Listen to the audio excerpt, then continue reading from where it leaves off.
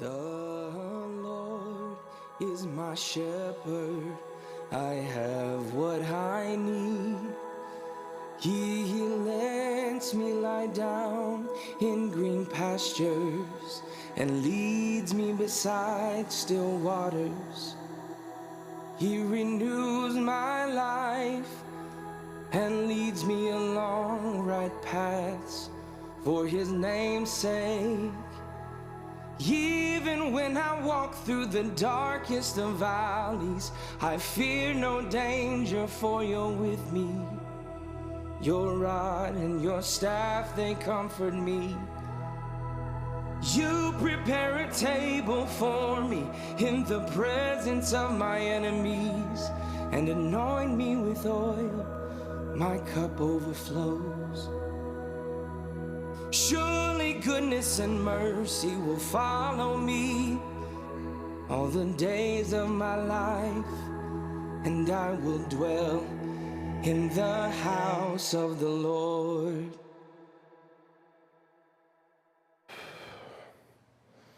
All right. So, how many of you know that some of the world's greatest success stories are rooted in failure? Some of those that have hit it big began by failing, and some of them failed a lot. You know, some of them have failed tremendously. Arianna Huffington, I don't know if you have ever heard of her, but she was rejected by 36 publishers before she launched what is now the Huffington Post. And Walt Disney was fired from a newspaper because he lacked creativity. The software for Bill Gates' first company was Trafodata. Barely worked and was unable to find willing investors. Years later, Gates and Paul Allen launched their first Microsoft product. George Steinbrenner, the owner of the New York Yankees, the pinstriped, the gold standard for Major League Baseball, he first bankrupted a basketball team called the Cleveland Pipers. Steinbrenner continued to failure throughout the 80s and 90s, and it made him the laughingstock of actually baseball. But the laughing stopped when the Yankees went to 6 World Series in 9 years, making his team one of the most profitable teams in all of professional sports. Thomas Edison failed over 10,000 times trying to complete the carbon filament light bulb. But when he was asked about his failures, he answered, "I have not failed 10,000 times. I have successfully found 10,000 ways that it will not work." See, sometimes failure helps us to see the light.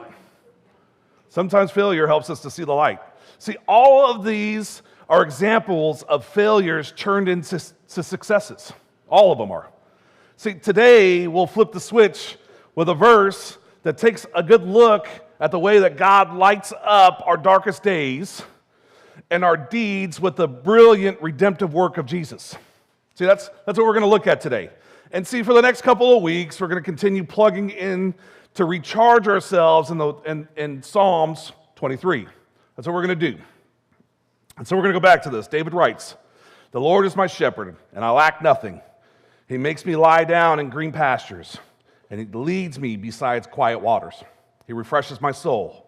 He guides me along right paths for his name's sake. And even though I walk through the darkest valley, I will fear no evil, for you are with me. Your rod and your staff, they comfort me. And you prepare a table before me in the presence of my enemies. You anoint my head with oil. My cup overflows. Surely your goodness and your love will follow me for all of my days, for all of my life, and I will dwell in the house of the Lord forever." Amen. See, how many of you, there's a question for you, could use some greener pastures? How many of you could use some greener pastures? And see, how about this question? How many of you, this is one of those things, how many of you could go for some peace and quiet? See, like for me, yesterday, Melissa and I, we were out, and we had to go do some shopping. We had to go pick up some things. actually for here. And as we were out driving around, I'll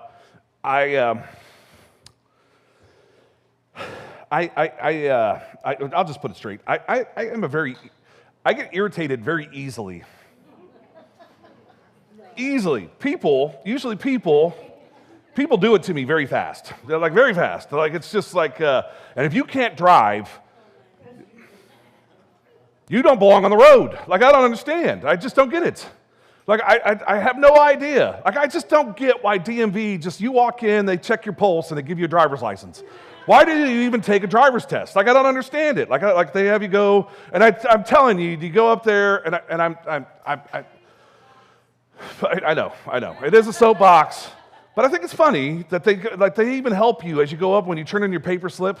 They go, okay, you missed this one, but let's talk about it. Like, we'll help you get through this together. It kind of gets me a little bit. But anyway, so she's all, because I said it a week beforehand, because I told her, I said, I really don't belong on the road today. That's what I told her a week beforehand. And she told me yesterday, she goes, you don't belong on the road today. That's what she told me, because I could use some peace and quiet. That's,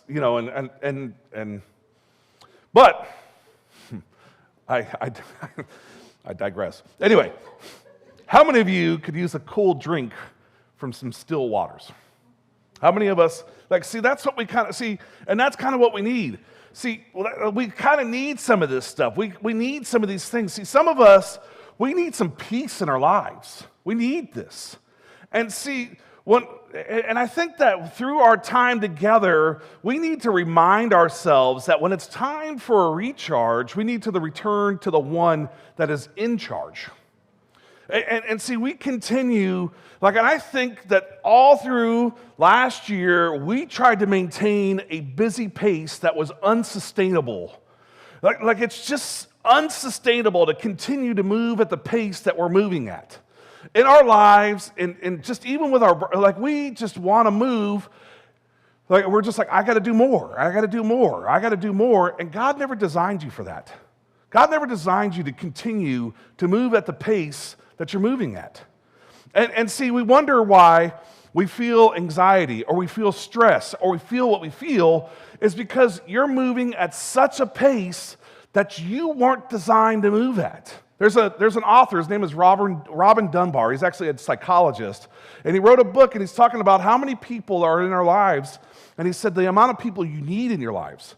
And he talks about when we were designed as people, when God designed us, he says that most people, it takes a village to raise you. Anybody ever heard that?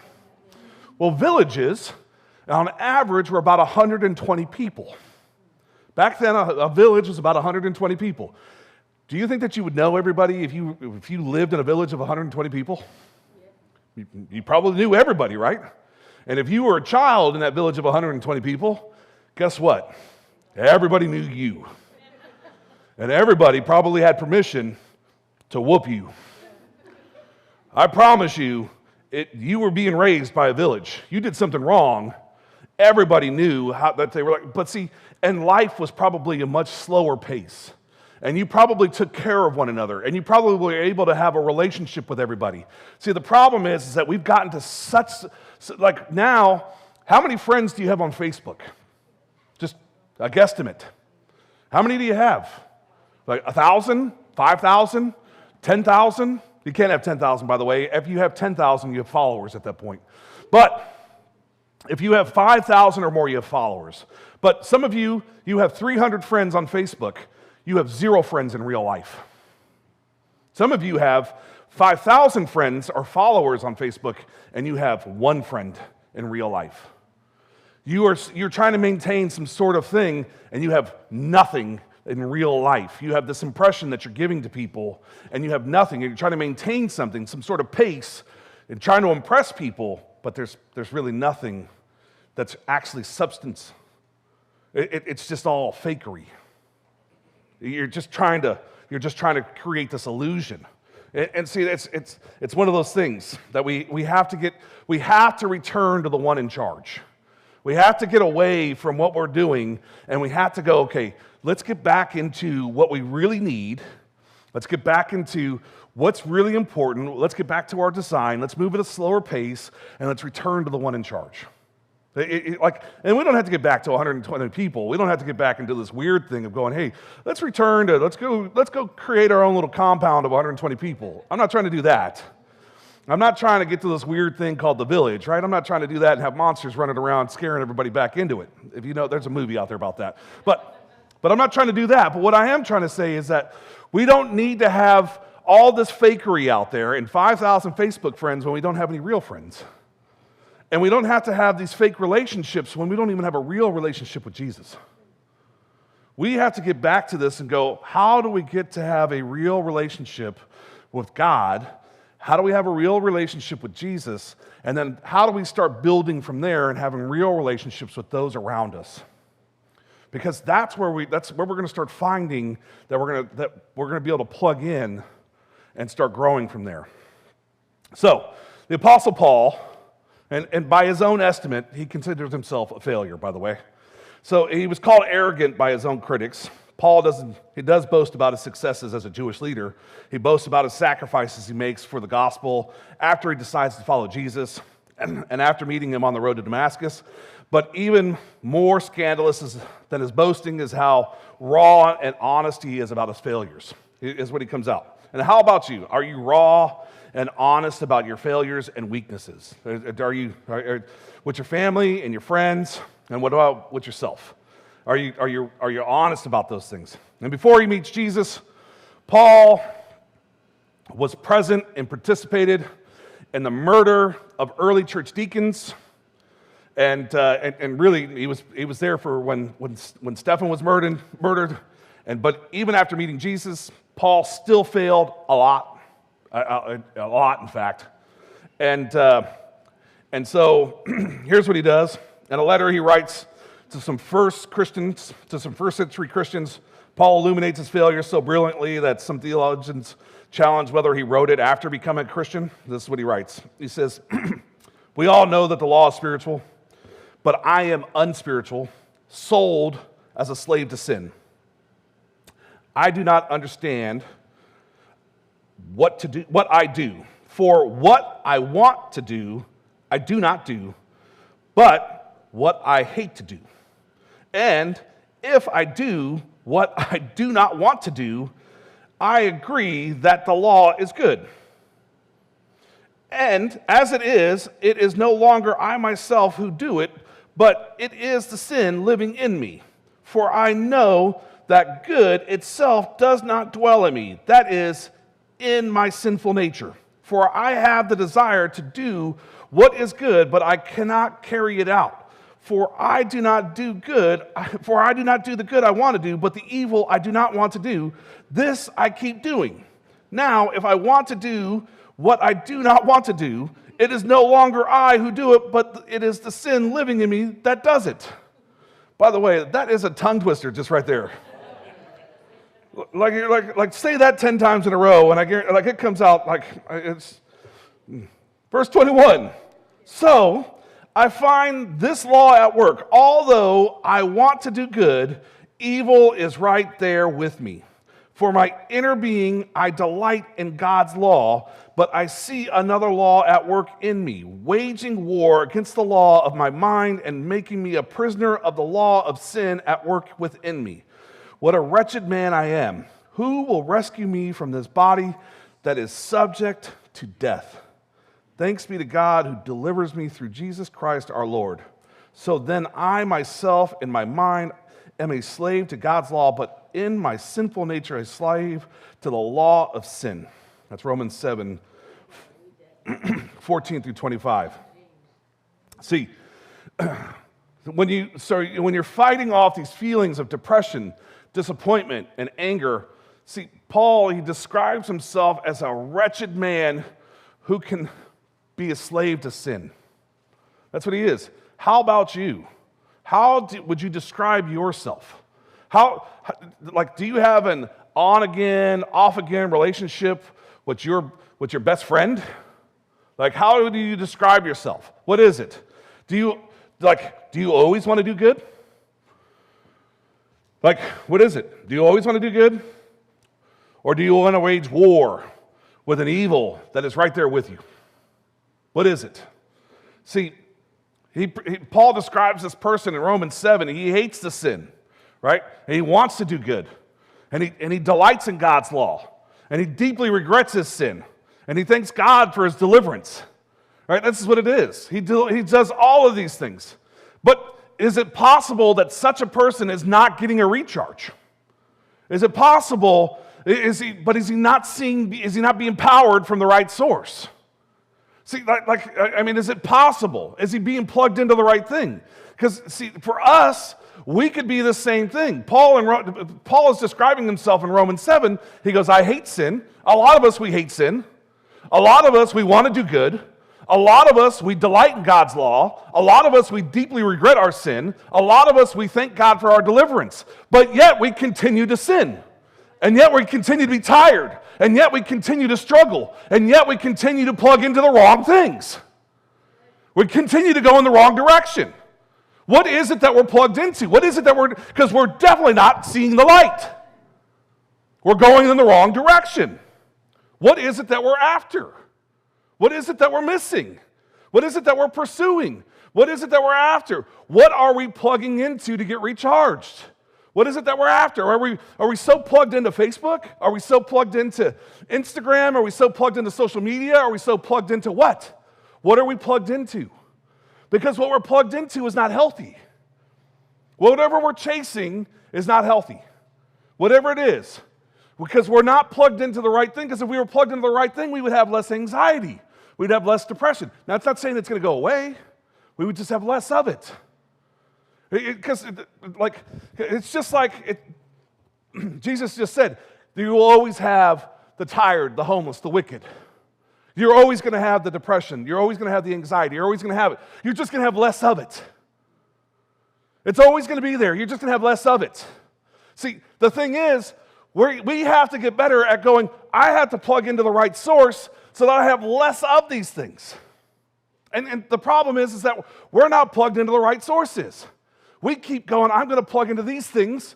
And the things that we plug into, it's just like an addict sometimes. See, we talk to people and they go, oh, well, why do you drink all the time? Well, because it makes me feel good. Why do you do drugs? Because it helps numb the pain. It takes away this. It makes me feel this way. Well, it's the same thing. And it goes, well, it's the same person that's taken away. Perfect example, my wife and I are going to be traveling in March. We're going to be taking a flight, 6 hours. What do you think she's going to do? She's going to be looking for an opportunity to go, how do I escape the anxiety? So she's either going to look to me or she's going to go, I need to take an anti-anxiety medication. And the last time she flew, she didn't do that. She was like, I'm going to make it this time. I'm going to get it. She got on the plane. She was like, and then after we got off, she was like, aren't you proud of me? I did it. I was like, I am. She was like, I'm going to do it again next time. Good. But see, for her, she's like, I'm overcoming this. By God's strength, I'm overcoming it. She listened to worship music, and that's what she did. So she plugged into the right source. See, the thing is that she plugs into the right source. What are we plugging into? We get recharged by plugging into the right source. See, we can always plug into the wrong source. And I don't want to use John Calvin's words, but that we can always look at and we can always use. I'm going to use them actually, but it is. See, we can look at this and clearly in Romans 7, John Calvin says in his own personal description, the weakness of believers and how great it is. That's what he says about Paul here. Clearly in Romans 7, the apostle in the words of John Calvin in his own person describes the weakness of believers and how great it is.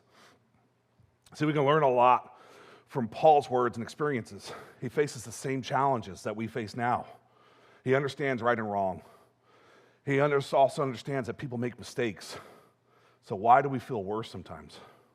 Why do we feel that way?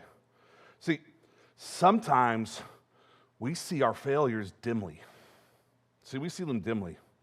We don't see, when our failures become habits, it's time to start taking that piece of advice from Paul. We have to be honest about how draining these choices can be and how they lead us away from the greener pastures and the peaceful waters. See, some of these habits that we have are leading us away from where God is trying to lead us. See, and King David understood this well when he wrote Psalm 23. He said, he makes me lay down in green pastures, and he leads me beside quiet waters. And see, he's trying to remind himself and us, when it's time for a recharge, it's time to seek the one in charge. He's telling us, and he's reminding us. He's like, this is what we're supposed to be doing. See, it's not time to get busier. It's time to slow down. It's time, again, I'll use my wife as an example. She loves being by the ocean. It's not still waters. She likes the chaos of the ocean. But she won't go in the ocean, but she likes the chaos of the ocean. She likes hearing the waves. She likes hearing the waves crashing. But it's by the water. She likes just and there's a song that Nico Moon has coming out. It just came out with, and he talks about being free and being free by the water. And he likes hearing he feels free by the water. Well, that's how she feels. She feels free by the water. She feels that she can breathe there. Well, that's the same thing. Some of us, we just get out into the wilderness, and then when I go hiking, I can feel the same way. I go out there and I can breathe. I can finally go, this is where, even before I just got up here, I walked out. While the video was playing for tithing, I walked out and I spent time with God, and I just went out there and I prayed, and I go, God, take me out of this and fill me so that way it's less of me and all of you. Because I don't want to be in the way of you moving here. Because I can get in the way of God moving right now. I can. I just be so much of me and not enough of him, and all of a sudden you walk out here and be like, well, Mike was so funny today. And that's great, it was funny, but how did God move? How did God do something to where you walked out of here and go, I got to make a change. I got to do something. And I'm not here to do a comedy show. I'm here to make it to where you walk out feeling inspired to do something different for God. And see, that's where you have to feel that you have to go, I have to be inspired to change and do something. And so that's what I do. I go out there and I go, and I had to take a deep breath, and I had to go do that with God. Where do you go find that peaceful moment? Where are you doing that at? Where are you finding that moment? Where are you finding that moment where everybody else is busy, but you're in peace? That's where you have to start finding those things.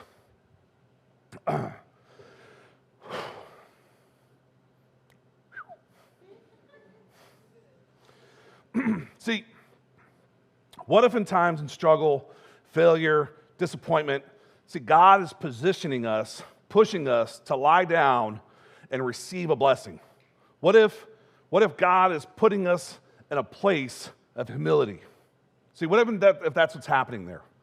See, Peter, probably the disciple of Jesus who understood humility more than any other one, right?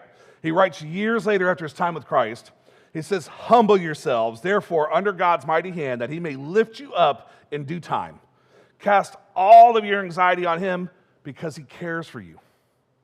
Because he cares for you. That's 1 Peter 5, 6, and 7, right? See, where have you ever had a time where you tried to blame somebody else for something that you knew was your fault? See, there's lots of times, and there's lots of times where we try to cast the blame off on somebody else. It's you. And you just go, I gotta blame that on somebody else. There's lots of times I'll be like, especially with the kids. I do that all the time with the kids. It's clearly my fault. And I'll just be like, oh, that's your mom's fault. Go talk to your mom about that. Clearly my fault. And she does it to me too, though. So it's a two-way street. It's one of those things that happens, right?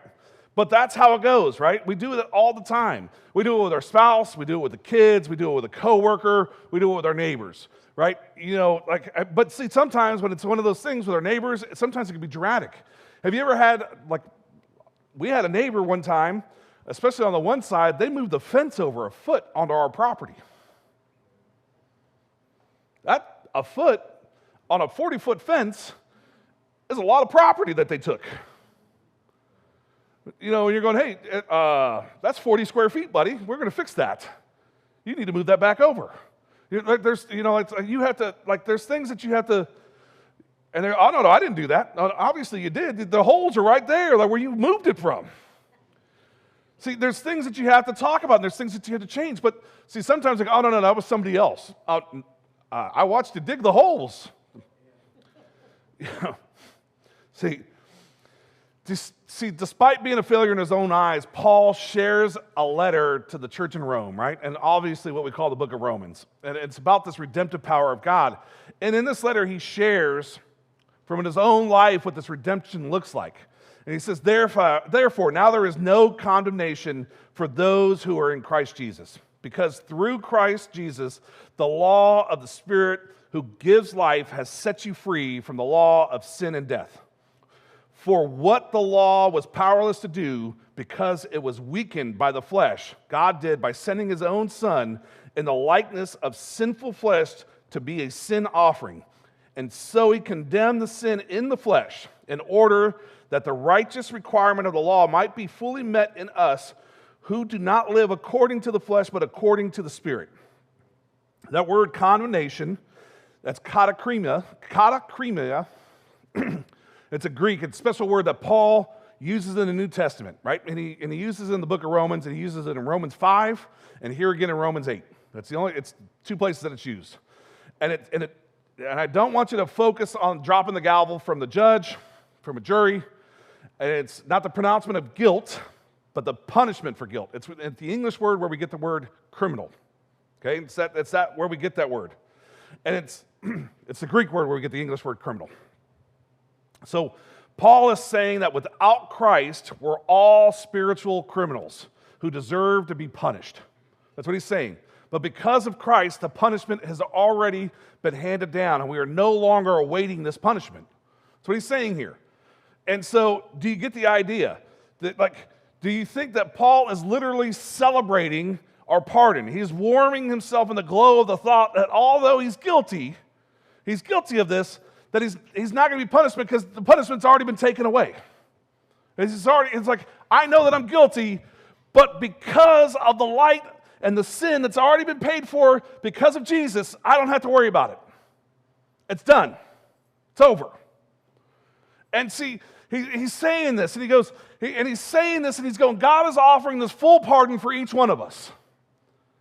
He offers this full pardon, and it's like a prisoner breathing his first breath of freedom, no longer stuck behind the walls of a prison of our past, and our past mistakes. And see, David celebrates too when you look at Psalms 23. He says, God makes me lie down in green pastures, and he leads me beside still waters. He's celebrating. See, this is like we don't see this as celebration because he says, his rod and staff guide me. But that's a celebration. He's like, this is what he's doing. He's making me lie down in green pastures. He's bringing me to still waters. It's because of what Jesus did and what was done to him. See, somebody else paid the bill to keep that light on. See, and his sacrifice powers forever, right? And it just continues. And that's where that peace comes from. See, still, just like us, Paul flips back and forth, right? Trying to lead the church in Corinth, right? Which did have many problems, right? The church in Corinth is, anytime you see that he had to write 2 letters, it's a problem. Actually, he wrote more than 2, but when 2 make it into the Bible, it's a problem. See, and he's from a distance, he's trying to write these letters, and he's trying to say, hey, and he makes a hasty trip, and he writes even hastier letters, sharing his displeasure and with their behavior and their attitudes and what he's hearing from a distance. and I'll just ask, have you ever blown up at somebody you love? You know, have you just lost your cool and showed yourself just to be real? You know, that's what happens, right? You're like, have you ever been here on a setup like about a year ago? If you were here for setups, woo! You could see me get real. Get real mad, real fast, you know.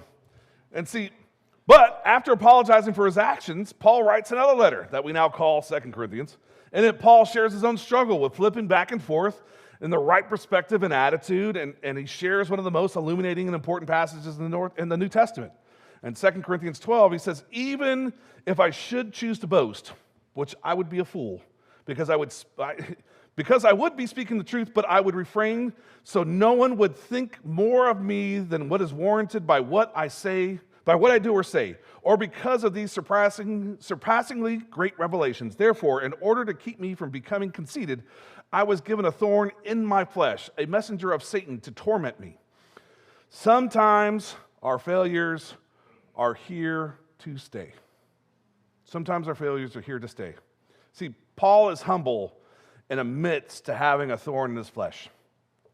And he tells his audience and us today that he begs God to change it. But so far, that change has yet to come. And he goes, how about you? Is there a thorn in your flesh? Is there something that you've been asking God to change that it just hasn't come?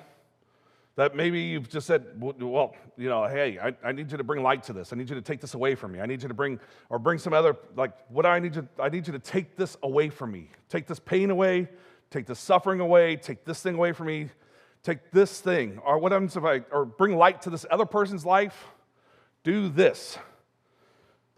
Paul continues, 3 times I pleaded with the Lord to take it away from me. Well, so what Paul to do? What are we to do? Verse 9, he says, but God said to me, my grace is sufficient for you, for my power is made perfect in weakness. See, here's the thing. What are you struggling with? What are you struggling with? What is it that you have that you're going, God, take this away from me? Take this. See, there's times where people go, is it a physical thorn that he's asking them to remove? No, it's something he's struggling with. Something that's going on. And so what is it that he's struggling with? What is that weakness? Whatever it is, whatever that weakness is, he has to ask God every day, going, take this away from me. And God's going, no. I am made stronger in you because you continue to ask me for strength every day to get through this. Every day you come to me and you go, hey, my power is made perfect in your weakness. Every time you come to seek me, every time you come to move through me. And he says, therefore, I will boast all the more gladly about my weakness so that Christ's power may rest on me. Do you allow Christ's power to rest on you? Do you allow that to happen? That is why, for Christ's sake, I delight in weakness, in insults, in hardships, in persecutions, in difficulties. For when I am weak, then I am strong.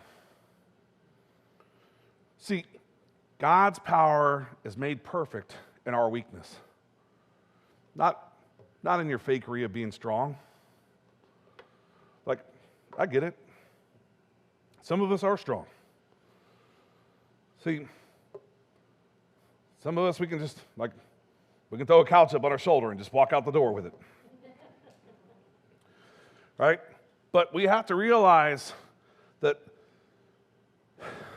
we have human struggles and problems, and we have weaknesses. They're still here. We're struggling. They don't just go away. And see, last week we talked about a breaker box, right? We talked about our struggles and sins and problems and how they limit certain areas of our life from experiencing God's problems sometimes. And when all things are working, we're able to turn on the light whenever it's needed, right? It just is. But there's ways where we can trip a breaker and a portion of our life just goes out. It could be something, we could trip something up at work, or we could trip something up about school, or we could trip something up about whatever. We could have an issue that we trip a breaker and the light just turns off at home, right? Where the light could be on everywhere else, but at work it's off. Or a light could be on everywhere else, but all of a sudden at church it's off. Or the light could be on everywhere else, but all of a sudden your relationship with your best friend, now all of a sudden it's off because you broke a breaker. Or just whatever it is. You got relationships that are great. But all of a sudden you've had this thing that's happened where now there's just been, because the breaker box has had this issue. We've had one breaker that's come, and I'll just tell you, it becomes this issue, right? It becomes one of these things. You have one, and what do you end up doing at that point? You're like, I got to go fix that. I got to go take care of that. Well, Some of us, we'll just leave it off. And you're like, I'll get to it when I get to it. Well, what's preventing you? Like, how many, like I know somebody right now, today, half of their house, well, half of a room in their house isn't working. It isn't working. They know somebody that can fix it. Like, they know somebody who can fix it. Me, right? They haven't called me. They know I can come fix it. Probably take me 40 minutes. They haven't called. And I'm like, you don't want it fixed? Like, do you think it's bothering me? You think it's going to be a bother for me to come out and take care of it? Nope. They just haven't called. Like, do you like being in the darkness?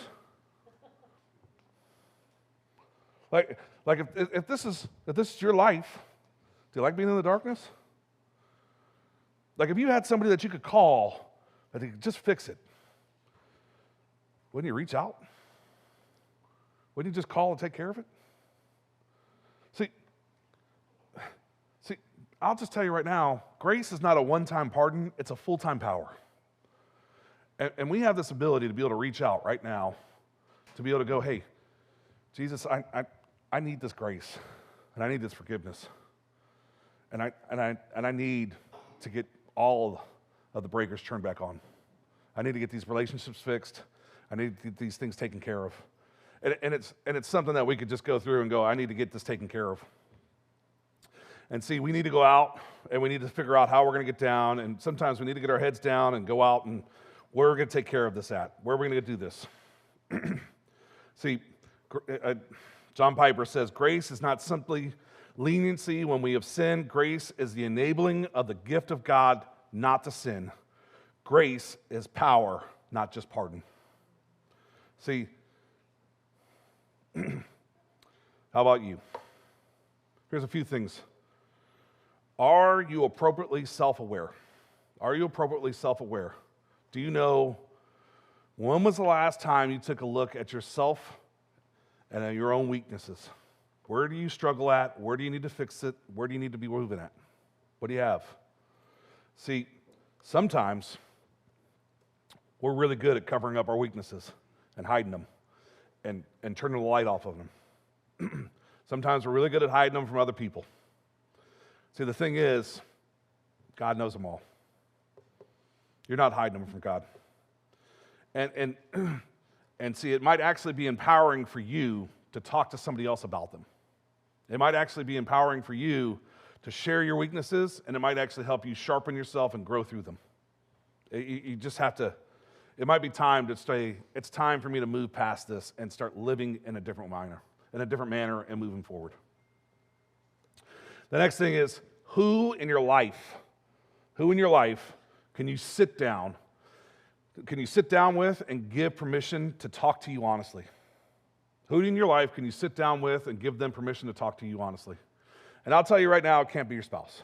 So your spouse should already have that permission, but it should be somebody else because you're going to get angry when your spouse talks to you. You're going to be like, oh, no, you can't talk to me that way.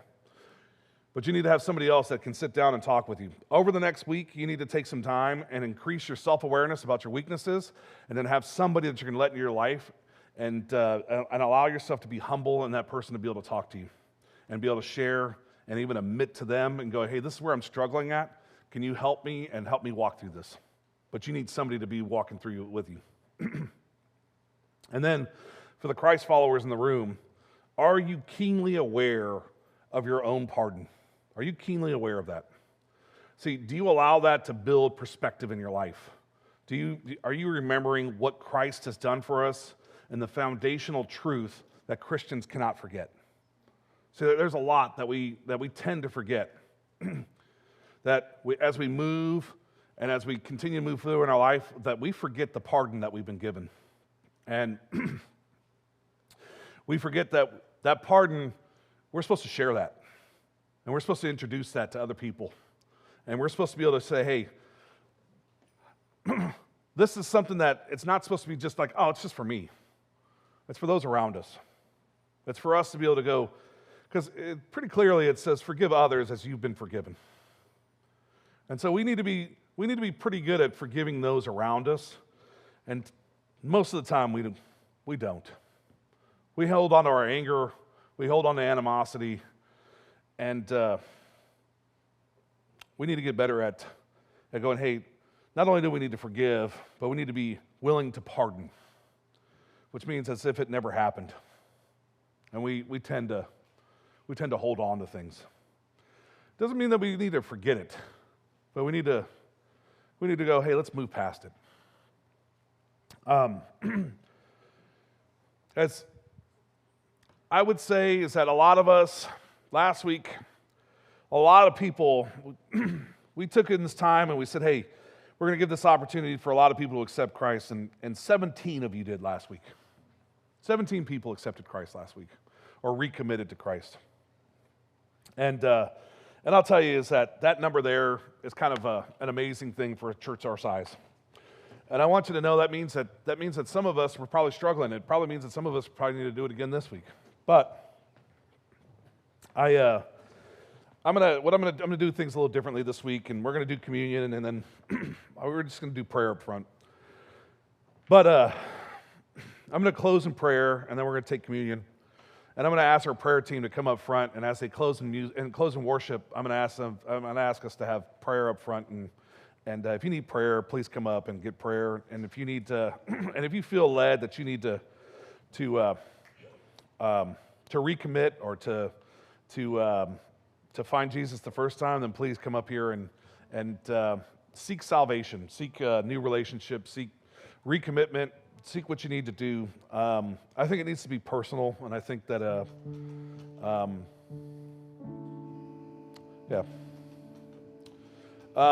but let's close in prayer. Father, thank you for allowing us to recharge in with you. Thank you for allowing us to seek you as the light, to find you and continue to pursue you. Father, help us to move away from these other things that we continue to pursue. We have this tendency to chase the shiny new thing, the thing that makes us feel good right now. Help us to pursue you, the stable, the thing that's always been there for us,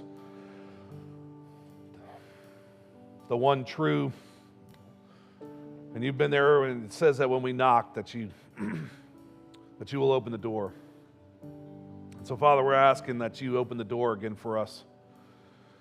That some of us just need to hit the reset button on some of these relationships and some of these places and these areas in our life that maybe are just dark.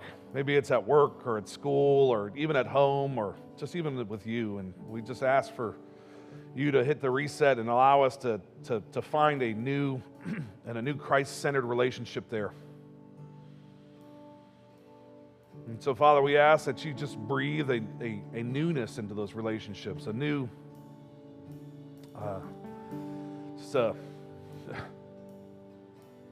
just a new dose of the Spirit, a new dose of you. A new dose of us, actually. Sometimes we're so lost at these situations. I just hear about struggles with people at work and struggles with people at different, like even at schools, that they're just struggling, just make it through the day because of difficulties, because of relationships, or he said or she said, or these things. And Father, I just ask that you just allow them to see you as the beacon and the reason why they're there. That they get to be contagious for you. They get to share you, not just by their words, but by the actions, but how they interact with other people, and how people can just say that, there's just something different about them. There's just something, they must be those Christians. There's just something different about them. Father, help people see something different in us. We don't have to be weird, but let them see something different in us. Father, thank you for today.